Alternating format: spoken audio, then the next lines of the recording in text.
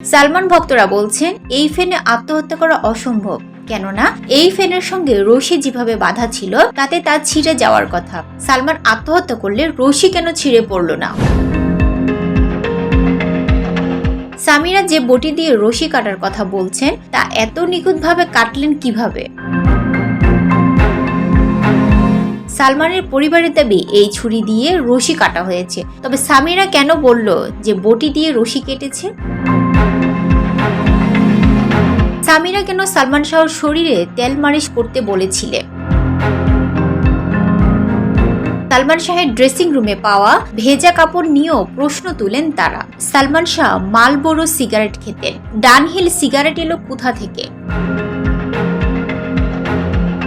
সালমানের এস্টেটটি খালি ও পরিষ্কার ছিল, মৃত্যুর আগে সালমান কি ধূমপান করেননি?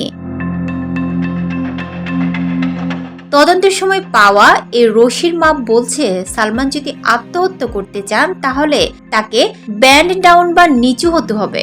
আদৌ কি তা সম্ভব? রশির আরেকটি অংশ সালমানের ড্রেসিং রুমে পাওয়া গেছে। সালমানের পরিবারের দাবি এটি দিয়ে গল্প সাজিয়েছেন সামিরা।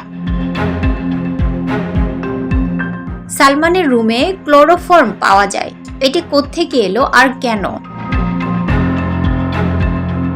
সালমানের শাওয়ার রুমে এত ভিজা টাওয়েল কোত্থেকে আসলো? টয়লেটে বটি নিয়ে এলো কে? সালমান শাহর সিটিসেল মোবাইল ফোনটি ভাঙা ছিল, কে ভাঙলো এই ফোন?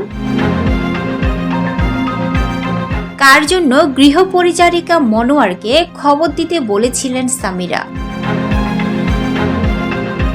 ঠিক ততটাই কাছে থাকতেন সালমানের প্রতিবেশীরা। সিআইডি কেন সালমানের মৃত্যুর ব্যাপারে তাদের প্রশ্ন করেনি?